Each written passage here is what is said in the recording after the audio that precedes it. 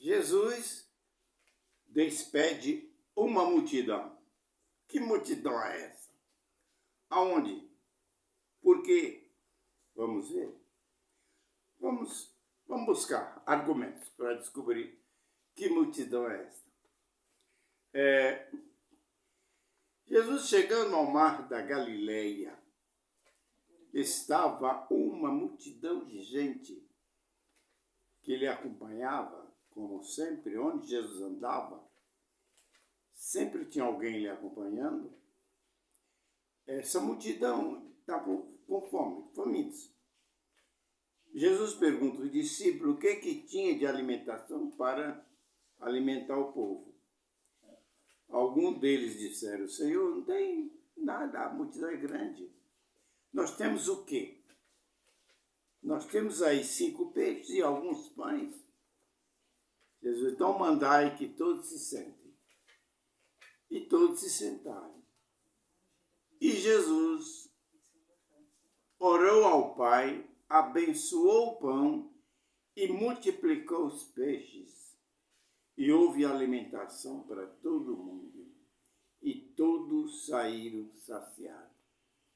Isso aconteceu à margem do Mar da Galileia. O Mar da Galileia também era conhecido por mais outros nomes, como Mar de Tiberíades, Lago de Genezaré, porque eram cidades que ficavam em seu redor.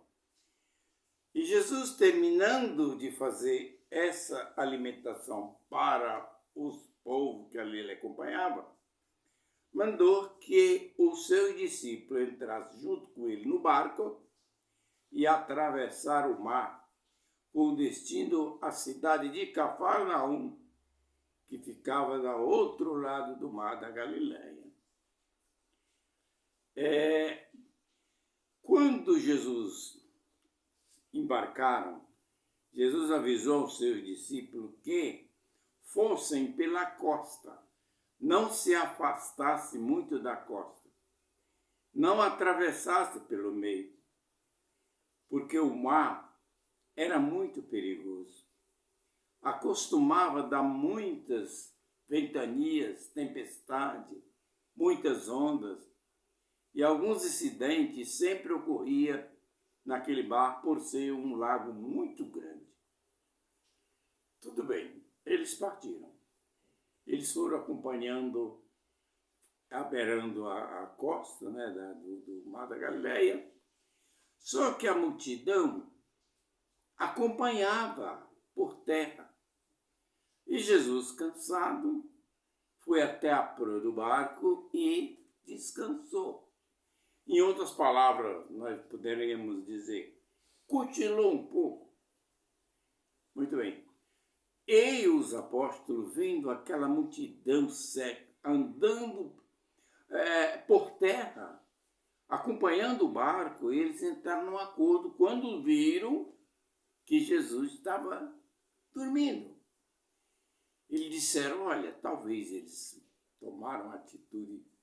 Olha, é o seguinte, o Senhor Jesus entende muito bem de coisas eternas, coisa supernatural, entende de Deus Pai, enfim.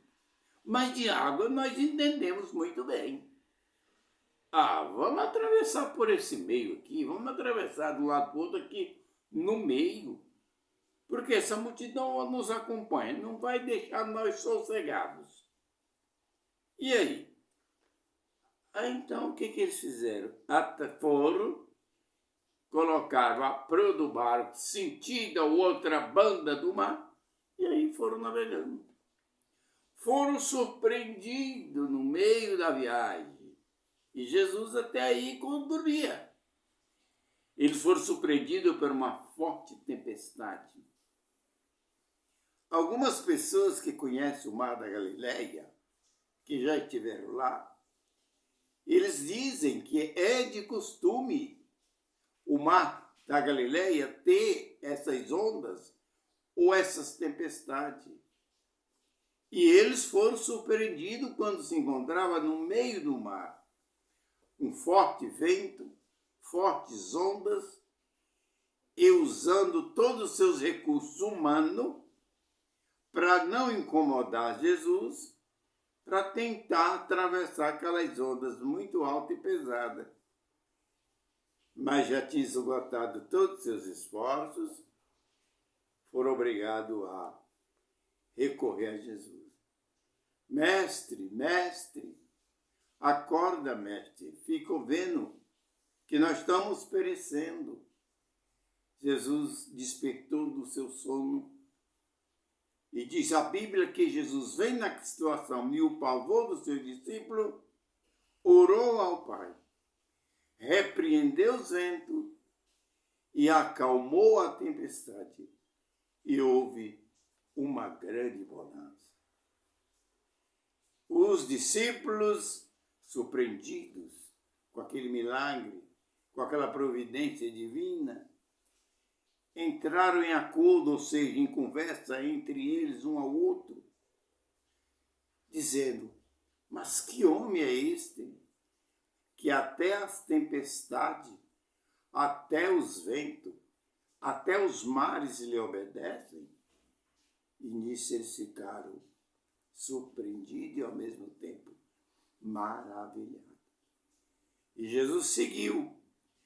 Satanás, o diabo que nós conhecemos bem pela palavra, que ele é astuto, ele sabia que Jesus ia passar pela terra dos Gadarenos, lá em Gadara, porque Jesus tinha uma missão de repreender um demônio que atormentava um moço conhecido como a terra dos Gadarenos, que esse moço era perturbado. Ele não morava na casa, morava nos sepulcros, nos cemitérios, dormia nos cemitérios. E prendiam, ele se soltava, rasgava as roupas, era totalmente endemoniado. E Jesus foi lá, dessa mesma viagem, e repreendeu aquele demônio que perturbava aquele cidadão ou aquele senhor.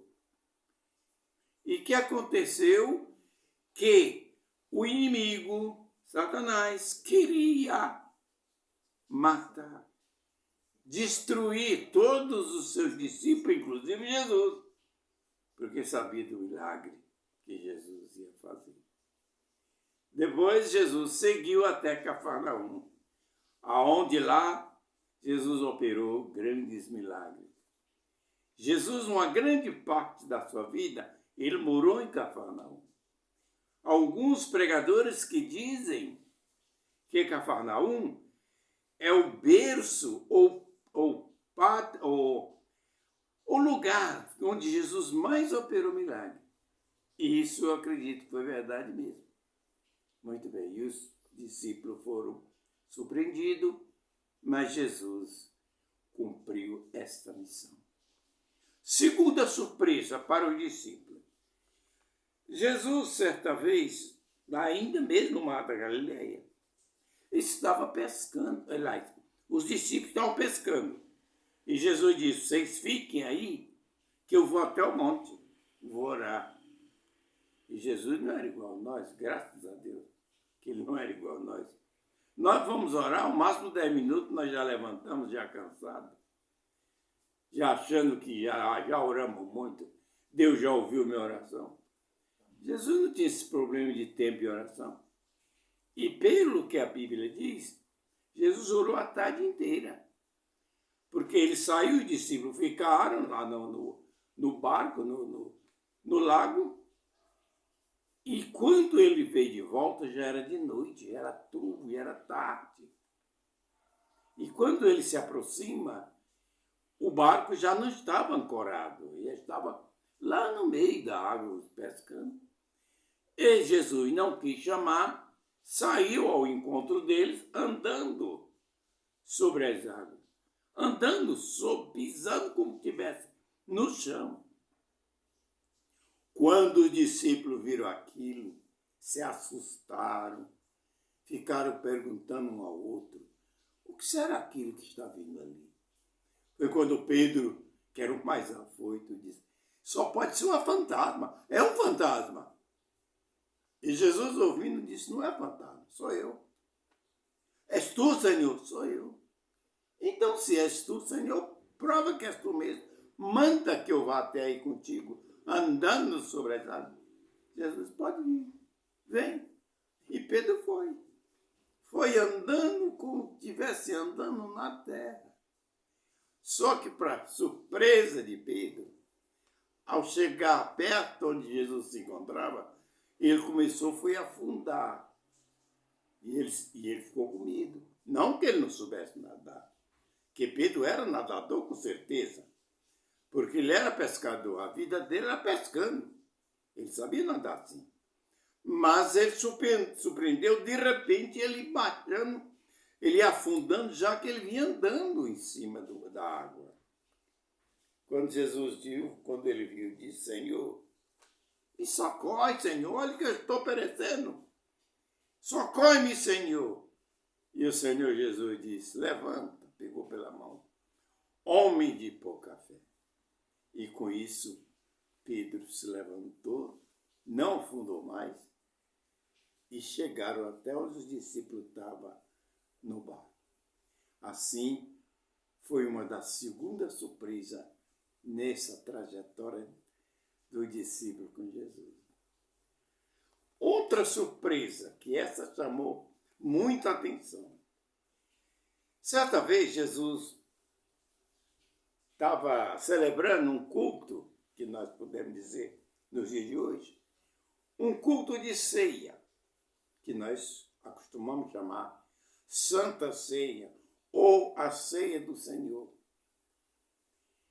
E no meio da celebração, ocorreu uma coisa que chamou a atenção dos discípulos, e até mesmo se surpreenderam mais uma vez. Quando Jesus, de repente, pega uma bacia com água, uma toalha, e começa a lavar os pés dos discípulos. Lava o pé de um, lava o pé do outro, lava o pé de um, lava o pé do outro. E eles até aí, sem entender muito bem o que Jesus queria fazer, mas ninguém se atreveu a perguntar. E quando chegou a vez de Pedro, de Jesus lavar os pés de Pedro, aí Pedro recusou a receber que Jesus lavasse seus pés. Quando ele disse: não, Senhor, jamais vai lavar meus pés. E eu que deveria estar lavando teus pés. Não, Senhor, a mim. Foi quando Jesus disse: Pedro, se eu não lavar os teus pés, tu não terás parte comigo. Pedro logo caiu em si, disse: então, Senhor, não me lava só os pés, mas também as mãos e a cabeça. Senhor Pedro, aquele que já tomou banho não precisa senão lavar os pés. Então Pedro ficou meio assustado. Pedro, o que eu fiz agora, vocês não entenderam agora. Entenderão depois. Olha, que eu sendo. Ele falou: vós me chamais de mestre, e dizeis bem porque eu sou. Ora, eu sendo vosso mestre, lavei os pés de vocês, eu vos dei exemplo, para assim como eu fiz, vós façais também. E isso Jesus fez essa surpresa aos seus discípulos.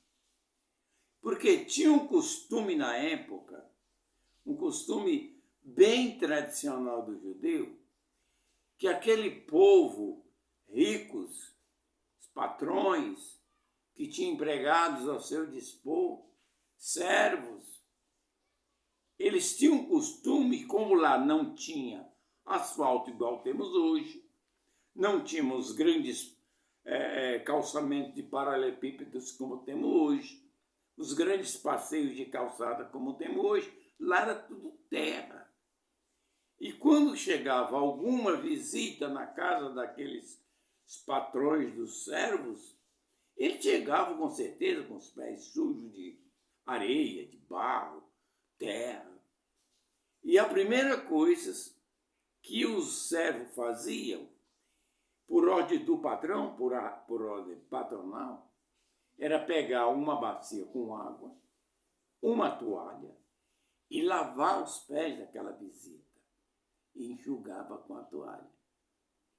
E quando Jesus viu que os apóstolos iriam se tornar líderes da igreja, como se tornaram, poderia usar também dessa tradição, porque era uma tradição.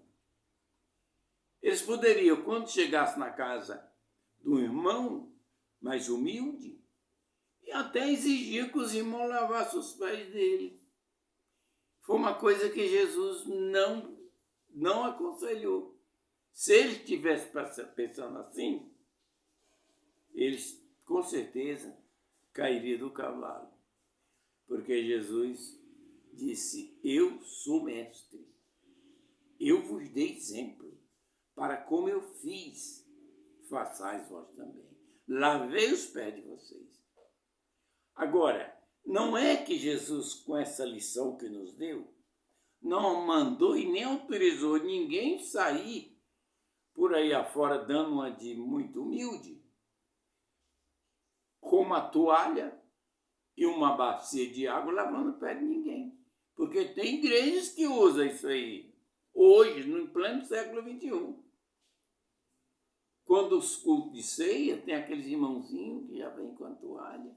Usa como que seja um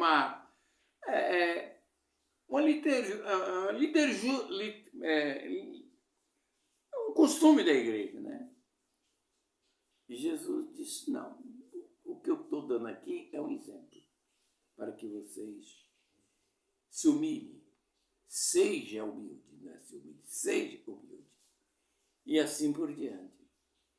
E dessa surpresa trouxe muita humildade a todos os apóstolos e discípulos de Jesus.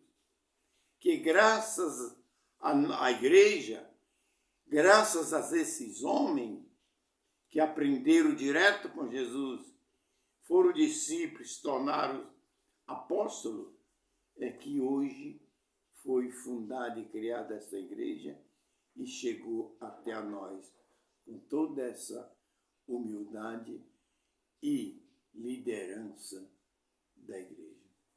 Hoje, mesmo hoje, a gente vê algumas coisas diferentes. Eu me lembro uma vez que eu estava numa cidade com um pastor, não vou falar a igreja, nem o nome do pastor e nem a cidade, por uma questão ética, né? O pastor estava em possibilidade de dirigir carro por um problema de saúde. Pediu que eu fosse com ele para um encontro, ou seja, uma reunião com o pastor da igreja presidente, pastor dele. Ora, já é uma coisa meio equivocada, porque na Bíblia não fala pastor de pastor, fala pastor de ovelhas. Mas não vou questionar isso, né?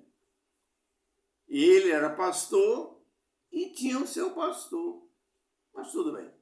Eu esperei com ele das 2 horas da tarde até 5 horas da tarde para ele receber o pastor, seu agregado, para receber com essa badalada reunião. E você já pensou se Jesus não tivesse dado esse exemplo? E nisso, o que eles aprendem, eles passam para os outros. E fica como uma coisa marcada. Mas tudo bem. Deixamos para lá que o importante é pregar o evangelho, que o evangelho cresça. E agora tem outra surpresa. Essa eu costumo dizer que foi a maior. Dia de Judas. Judas? Sim. Vem a pergunta: por que Judas traiu Jesus? Foi por uma questão financeira? Não. Mas por quê? Porque Judas, ele, diz a tradição de alguns historiadores, que ele era formado em economia. E foi por isso que Jesus lhe deu o direito de ser o tesoureiro do grupo. Ele que tomava conta das finanças, ou seja, do dinheiro. Então, não foi por uma questão de dinheiro que ele traiu. Foi por uma questão de ódio? Também não foi. Mas por que ele veio trair Jesus? Judas, para deixar mais a lenha nessa fogueira, Judas não queria que Jesus morresse. O que Jesus queria causar, o que Judas, desculpe, queria causar em Jesus, era uma revolta, coisa que jamais Jesus ia se revoltar, porque ele veio para isso. Então ele imaginava assim, é agora que nós vamos dar o golpe e nós vamos acabar com esses romanos, porque Judas, ele era zelote, junto com outro discípulo chamado Simão. Jesus chamava Simão o zelote. Chamava o zelote para diferenciar de Pedro, que também chamava Simão. E zelote era uma seita judaica que era muito contra qualquer tipo de governo. Ele era um esquerdista de primeira qualidade. Qualquer tipo de governo, os zelotes eram contra. Era um partido político, ao mesmo tempo uma seita. A palavra zelote vem de zelo. Ele tinha zelo e defendia as suas ideias até se precisasse matar. Coisa que Jesus não ensinou, mas ele tinha isso na memória, porque eles esperavam Jesus político e não Jesus Salvador. E existia na igreja romana, na época dos imperadores, uma busca também por esse interesse de revolta.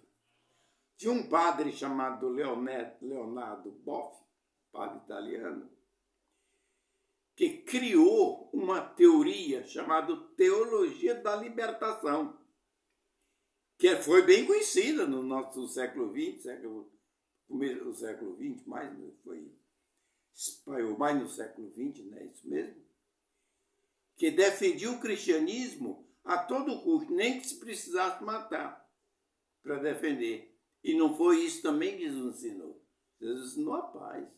Por isso que ele disse, eu deixo a vós paz, a minha paz vos dou, não as dou como o mundo. E nisso, o padre Leonardo Boff, com a sua teoria, não vingou, como a de Judas também. Porque Judas queria que Jesus se revoltasse e não aceitasse o domínio romano, que ele tinha na ideia que Jesus assumiria o trono naqueles dias. Ele disse, eu vou trair, Jesus vai se revoltar, não vai se entregar. E ele já tinha visto uma vez Jesus falando para Pedro, quando Pedro pegou a espada e rolou a orelha de um servo do sumo sacerdote. Jesus disse, Pedro, não é assim, Pedro. Pega a tua espada, põe na bainha. Se eu o quisesse, eu pediria ao meu pai, e ele mandaria legiões de anjos destruir todos que tivessem aí. E Judas via que Jesus tinha esse poder. Jesus vai revoltar-se, vai pedir ao pai, o pai vai mandar uma legião de anjos, vai destruir todos esses romanos, e isso era a ideia dele, e nós vamos assumir o trono. Jesus vai assumir seu trono, nós vamos assumir os ministérios, com certeza. Você sabe lá se não passou isso pela cabeça dele. Ele, como era um economista, né, podia assumir o Ministério da Fazenda, mas estava totalmente enganado. E nisso ele traiu Jesus. E Jesus, contrariando ele, se entregou, foi crucificado, como falou Isaías, como a ovelha que vai levada ao matadouro, ele não abriu a sua boca, foi crucificado. E nisso, a atitude de Judas foi a das piores. Caiu em um remorso, um arrependimento profundo, causou um remorso, uma depressão, até eu posso falar assim, e suicidou. E ainda mais, para lhe perturbar de uma vez por todas, pegou o dinheiro que ele tinha recebido, que era o preço da traição, levou, querendo tirar o peso das suas costas, ao sumo sacerdote. E o sumo sacerdote, por sua vez, não aceitou. Porque disse para Judas: Judas, esse dinheiro, essas moedas de prata, nós não podemos receber, porque ela não vai ter serventia para nada, porque elas têm preço de sangue. E nisso, Judas suicidou. Era só isso. Que Deus abençoe a todos. Obrigado e até a próxima.